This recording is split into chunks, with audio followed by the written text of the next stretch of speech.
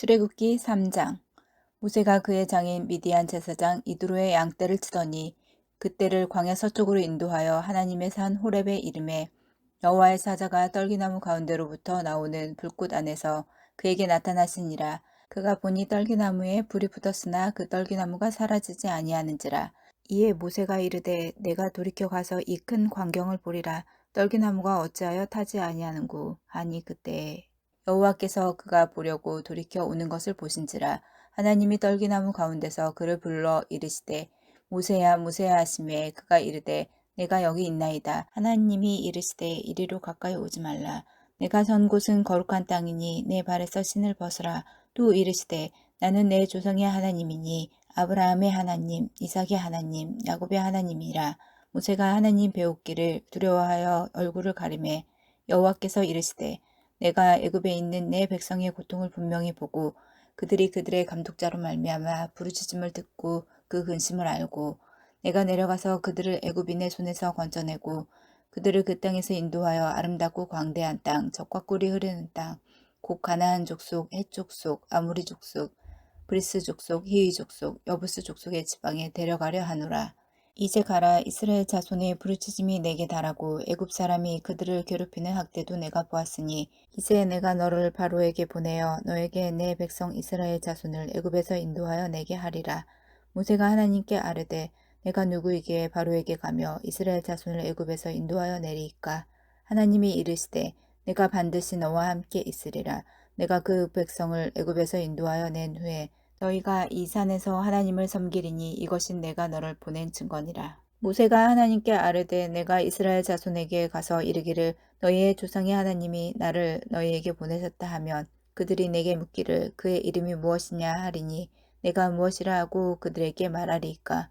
하나님이 모세에게 이르시되 나는 스스로 있는 자이니라. 또 이르시되 너는 이스라엘 자손에게 이같이 이르기를 스스로 있는 자가 나를 너희에게 보내셨다 하라. 하나님이 또 모세에게 이르시되 너는 이스라엘 자손에게 이같이 이르기를 너희 조상의 하나님 여호와 곧 아브라함의 하나님 이삭의 하나님 야곱의 하나님께서 나를 너희에게 보내셨다 하라. 이는 나의 영원한 이름이요 대대로 기억할 나의 칭호니라. 너는 가서 이스라엘 장로들을 모으고 그들에게 이르기를 여호와 너희 조상의 하나님 곧 아브라함과 이삭과 야곱의 하나님이 내게 나타나 이르시되 내가 너희를 돌보아 너희가 애굽에서 당한 일을 확실히 보았노라. 내가 말하였거니와 내가 너희를 애굽의 고난 중에서 인도하여 내어 젖과 꿀이 흐르는 땅 곧 가나안 족속, 헷 족속, 아모리 족속, 브리스 족속, 히위 족속, 여부스 족속의 땅으로 올라가게 하리라 하셨다 하면 그들이 내 말을 들으리니 너는 그들의 장로들과 함께 애굽 왕에게 이르기를 히브리 사람의 하나님 여호와께서 우리에게 임하셨은즉 우리가 우리 하나님 여호와께 제사를 드리려 하오니 사흘길쯤 광야로 가도록 허락하소서 하라. 내가 아노니 강한 손으로 치기 전에는 애굽 왕이 너희가 가도록 허락하지 아니하다가 내가 내 손을 들어 애굽 중에 여러 가지 이적으로 그 나라를 친 후에야 그가 너희를 보내리라. 내가 애굽 사람으로 이 백성에게 은혜를 입히게 할지라. 너희가 나갈 때에 빈손으로 가지 아니하리니 여인들은 모두 그 이웃 사람과 및 자기 집에 거류하는 여인에게 은폐물과 금폐물과 의복을 구하여 너희의 자녀를 꾸미라. 너희는 애굽 사람들의 물품을 취하리라. 아멘. 사랑하는 우리 교우 여러분, 구독자 여러분, 좋은 아침입니다. 오늘 말씀을 통해 우리 하나님께서 어떠한 은혜를 주시는지 우리 함께 말씀을 통하여 귀한 은혜를 나누고 풍성한 은혜와 복이 넘치는 하루가 되기를 주님의 이름으로 축원합니다. 오늘 본문 출애굽기 3장은 하나님께서 이스라엘 자손을 애굽의 종살이에서 구원할 해방자로 모세를 부르신 모세의 소명장입니다. 하나님은 일찍이 출애굽한 백성이 40년간 지나가게 될 광야에 모세를 미리 보내셨죠. 그리고 곧 미디안 광야에서 모세를 강하게 연단시키시고 훈련을 시키십니다. 그 과정에서 모세는 목자의 심정도 배우고 또 한 민족을 이끌어가는 지도자로서의 자질들을 배우게 되었죠. 즉 하나님은 준비된 자를 일꾼으로 세우셨던 것입니다. 따라서 하나님의 일꾼으로서 부름을 받아 사명을 감당하기 원하기에 앞서 성도는 먼저 하나님 일에 대한 그 준비가 되어 있는지, 필요한 준비가 되어 있는지를 볼 수 있어야 합니다. 다시 말하면 신앙적으로 아직 덜 있고 온전히 준비되지 않은 상태인데 하나님은 왜 나를 써주시지 않으실까? 하나님은 나에게 관심이 없으신가? 나도 하나님의 일을 하고 싶은데 왜 하나님은 나를 부르시지 않으시지? 이렇게 불평하고 서운하다고 하나님을 원망하기에 앞서서 내가 얼마나 준비되어 있는지를 볼 수 있어야 된다는 이야기죠. 모세처럼 힘든 그 어떤 훈련과 고난도 감당하겠습니다라고 하는 각오로 철저히 순종하면서 하나님께서 준비시키는 대로 순종하며 따라가야 된다는 말입니다. 하나님은 더 많이, 더 철저히 준비된 자를 더 크게 사용하시고 복 주신다는 점을 우리는 반드시 기억해야 할 것입니다. 그것이 바로 모세를 부른 오늘 말씀 3장 모세의 소명장에 나타난 말씀의 핵심입니다. 자, 그러면 오늘 본문을 통해 우리에게 주시는 하나님의 그 교훈이 어떠한 교훈이 있는지 살펴보면서 그 은혜를 함께 나누도록 하겠습니다. 첫 번째 우리에게 주시는 교훈. 하나님은 주어진 일에, 지금 현재 내가 하는 일에 최선을 다하고 있는 사람을 일꾼으로 부르신다는 것입니다. 1절을 보면 모세가 그의 장인 미디안 제사장 이드로의 양떼를 치더니 그떼를 광야 서쪽으로 인도하여 하나님의 산 호렙에 이르매라고 했습니다. 모세가, 잘 보십시오, 하나님께 부르심을 받을 당시, 그때는 모세가 광야에서 그의 장인 이드로의 양을 치고 있던 중이었다는 것입니다. 즉 모세는 자기에게 주어진 지금 일, 현재의 일에 열심히 수행하던 중에 하나님께 부름을 받은 것입니다. 그렇습니다. 하나님께서는 자기의 일, 자기의 부서, 기관, 포지션, 자리, 이러한 것에서 게으르고 나태한 사람을 결코 부르시지 않습니다. 아무리 힘들다 할지라도, 또는 아무리 보잘것없이 작은 일이라 할지라도 자기가 하고 있는 일에 대해서 성실하게 열심을 다하여 일하며 그 일을 끝까지 완수하는 자들을 주목하고 계시고 그런 자를 기뻐하신다는 것을 믿으시기 바랍니다. 생각해 보십시오. 자기에게 주어진 일조차 성실히 감당하지 못하는 자가 어찌 하나님의 그 큰 일, 그 거룩한 일을 감당할 수가 있겠습니까? 우리 속담에 집어릇 남 못 준다는 말 있잖아요.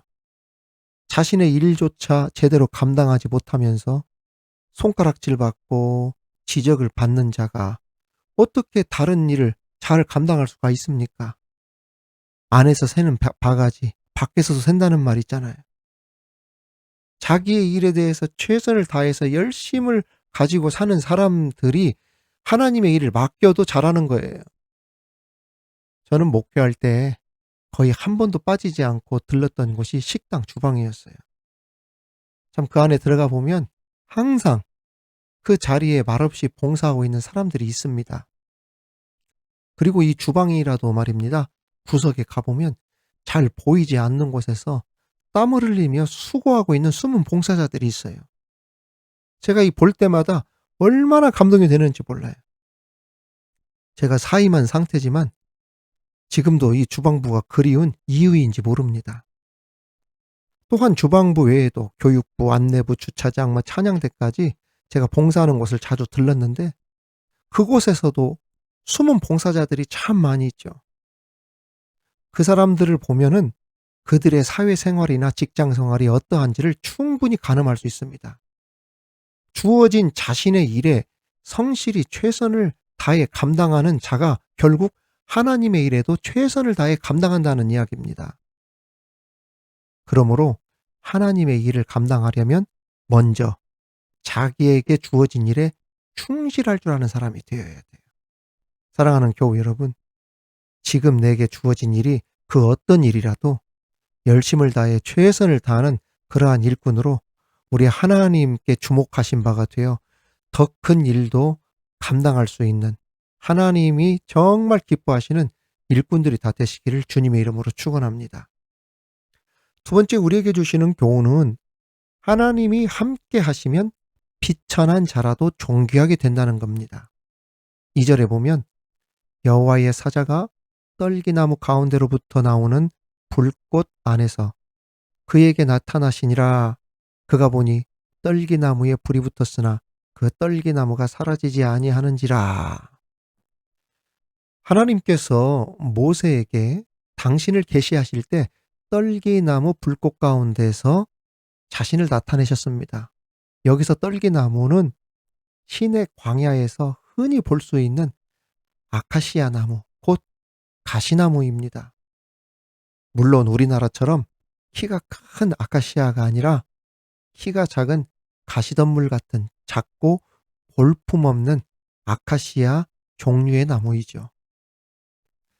이러한 떨기나무는 땔감으로도 사용하기가 부적절할 만큼 나무들 가운데에서도 가장 볼품없고 쓸모가 없어서 사람들에게 외면을 당한 그러한 나무입니다. 그게 떨기나무예요. 그런데도 하나님께서는 굳이 이렇게 쓸모없는 나무 가운데에서 당신을 계시해 준 겁니다. 당신을 불꽃으로 보여주셨잖아요. 왜 그러셨을까요? 여기에는 여러 가지 이유가 있습니다. 우선 가시덤불은 이스라엘의 현재 상태를 나타낸다고 할 수 있습니다. 하나님께서 이스라엘의 형편이 얼마나 지금 비참한지를 가시덤불을 통해 상징적으로 보여줬다는 이야기예요. 바람 불면 이리저리로 굴러다니는 가시덤불, 어느 누구도 거들떠 보지 않는 힘없고 볼품없고 형편없는 그러한 나라 잃은 이스라엘의 현재 상황을 가시덤불을 통해 모세에게 보여주고 있고, 또 한편 모세의 소명과도 관련이 있습니다. 무슨 말씀이냐면 하나님께 소명을 받을 당시에 모세는 더 이상 애굽 왕자도 아니었고 살아가는 환경도 여간 열악한 것이 아니었죠. 그렇다고 모세가 젊었습니까? 아니에요. 부름을 받을 당시의 나이가 80입니다. 비천하고 늙은 목자에 불과했는데 그 가시덤불 가시떨기 나무가 바로 모세를 상징했다는 이야기입니다. 그런데 하나님께서 그 가치 없는 떨기나무 가운데 나타나심으로 지극히 비천한 존재라도 하나님이 함께 하시면 하나님께 크게 쓰임받는 쓸모있고 존귀한 존재가 될 수 있음을 모세에게 보여주신 것입니다. 그래서 하나님의 그 부름에 응하도록 한 것이지요. 실제로 초라하고 비천했던 한 목동에 불과했던 그 모세는 하나님께 은혜를 입어 하나님께 크게 쓰임받아 전무후무한 위대한 놀라운 지도자가 될 수 있었습니다. 교우 여러분, 구독자 여러분, 가시떨기에 붙은 불은 그러면 무엇을 상징하겠습니까? 하나님의 임재를 뜻합니다. 성령의 임재, 성령의 충만함을 뜻하죠. 학벌도 가문도 배경도 좋지 않고 돈도 없고 가난해도 세상이 나를 알아주지 않는다 해도 그러므로 우리는 비관하거나 낙담하거나 낙심할 필요가 없습니다. 하나님의 불같은 은혜, 불같은 성령을 체험하여 성령의 임재 가운데 있으면 우리는 어떠한 처지나 환경에 있어도 하나님의 귀한 일꾼으로 들어 쓰임을 받게 될 줄 믿습니다. 여러분, 내가 잘나서 일하는 것 아닙니다. 하나님의 은혜로 성령의 능력으로 하는 거예요. 우리는 가끔 내가 가진 능력과 역량으로 내가 하나님의 일을 하는 것으로 착각할 때가 많습니다. 내가 하나님의 일을 찾아서 내가 하는 것으로 생각을 하죠. 그래서 하나님보다 내가 먼저 앞설 때가 있습니다. 그러나 내가 잘나서 내 능력과 힘과 지혜로 하나님의 일을 하는 것이 아니라 하나님께서 비천한 나를 들어 당신의 영광을 나타내심으로 하나님의 일을 하게 하신다는 것을 우리는 한시도 잊어서는 안 될 것입니다. 우리가 모든 것을 하나님께 전적으로 맡기고 의지하며 나간다고 고백하는 이유가 무엇입니까? 바로 이 이유 때문입니다. 내가 하는 것이 아니기 때문이죠. 이제 모든 것을 하나님께 맡기며 비천한 나로 하여금 존귀한 자로서 하나님의 소명을 모세처럼 잘 감당하게 해달라고 기도하며 그러한 복이 저와 여러분에게 있기를 우리 주님의 이름으로 축원합니다. 마지막 세 번째 우리에게 주시는 교훈은 하나님의 일꾼은 철저하게 하나님의 종이라고 하는 의식을 가지고 가야 된다는 것입니다. 5절에 보면 모세를 부르신 하나님께서 당신께 가까이 나아가고자 하는 모세를 제지하시면서 하신 말씀이 나옵니다. 하나님이 이르시되 이리로 가까이 오지 말라. 네가 선 곳은 거룩한 땅이니 네 발에서 신을 벗으라. 이러한 하나님의 명령은 1차적으로는 이미 앞에서 살펴본 대로 모세 안에 있는 죄의 해결을 요구하시는 것이었습니다. 곧 나는 거룩하니 너희도 거룩하라. 거룩한 하나님 앞에 죄의 문제를 해결해야만 네가 내 앞에 설 수 있다는 그러한 의미입니다. 여러분, 우리가 하나님 앞에 담대히 나가 설 수 있는 이유가 무엇입니까? 내 공로 때문입니까? 내가 거룩해서요? 그렇지 않습니다. 예수 그리스도의 보혈의 공로로 우리가 죄의 씻음을 받아 담대하게 하나님 보좌 앞에 나갈 수 있는 것과 마찬가지입니다. 네가 선 곳은 거룩한 땅이니 내 발에서 신을 벗으라라고 하는 이 명령에는 또 다른 의미가 내재해 있습니다. 그것은 부르심을 받은 모세로 하여금 그가 하나님 앞에서 어떤 존재인지를 명확하게 알려주시기 위함이었죠. 고대 근동 사회에서 신발은 자유인들만 착용할 수 있었고 노예나 종들은 신발을 신을 수 없었습니다. 즉 맨발로 다녀야만 했습니다. 바로 그것을 염두하시고 하나님께서 모세에게 신발을 벗으라고 명령하신 것입니다. 즉 모세야, 너는 나에게 절대 순종하고 복종해야 할 하나님의 종이니라 라고 하는 의도가 신발을 벗으라고 하는 말씀 속에 들어가 있었던 것입니다. 이러한 하나님의 모세를 향한 명령은 오늘날 하나님의 일꾼으로 부름을 받은 모든 성도들에게도 동일하게 주시는 명령이기도 합니다. 그래서 말씀을 전하고 목회, 목양을 하는 목회자들조차 스스로를 무엇이라고 부릅니까? 하나님의 종, 주의 종이라고 하는 것이죠.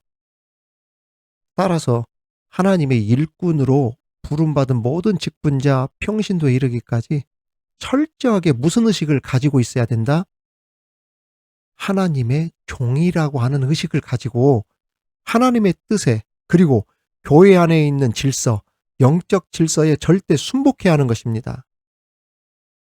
그런데도 하나님의 일꾼이라 하면서도 실제적으로는 하나님의 뜻이나 영적 질서, 교회 질서에 순복하지 않고 자기 뜻, 생각대로 세속적인 그러한 일들로 교회에 접목을 시키면서 행하는 일들이 많습니다. 그래서 바울 목사님은 교회론으로 잘 알려진 에베소서 6장 5절에서 7절로 이렇게 말씀하신 것이죠. 종들아 두려워하고 떨며, 보십시오. 종들아 라고 했죠.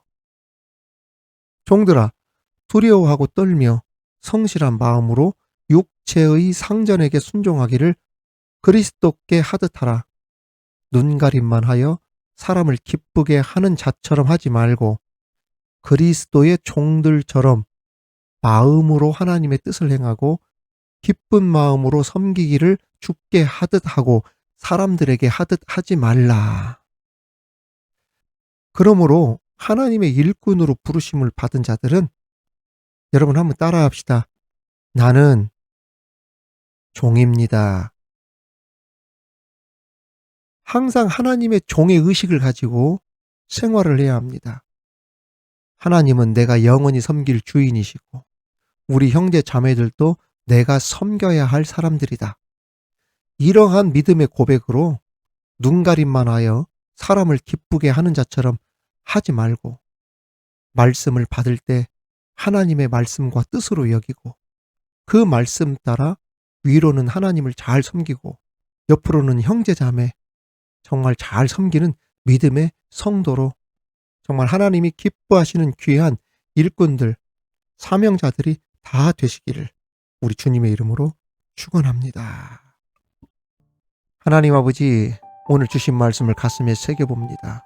모세의 소명장을 통해 우리에게 주신 교훈의 말씀. 하나님께서는 주어진 일에 최선을 다하고 있는 사람을 일꾼으로 부르신다는 것. 내가 지금 하는 일이 보잘것없고 작은 일이라 할지라도 내 하고 있는 일에 대해서 성실하게 열심을 다하여 최선을 다하는 그러한 사람들이 되게 하여 주옵시고 하나님이 함께 하시면 비천한 자라도 존귀하게 되어진다. 초라하고 비천한 우리라도 하나님이 함께하면 하나님께 쓰임 받는 아주 존귀한 존재가 되어진다. 우리 하나님께 모세처럼 은혜를 입어 크게 쓰임 받을 수 있는 우리들이 되게 하여 주옵소서. 더 나아가 우리는 항상 철저하게 하나님의 종으로서의 의식을 가지고 있어야 된다는 것. 주님, 하나님은 내가 영원히 섬길 주인이시고 나는 주님의 종입니다. 위로 하나님을 잘 섬기고 또 옆으로 우리 형제자매를 잘 섬길 수 있는 우리 믿음의 성도들 다 되게 하여 주시옵소서.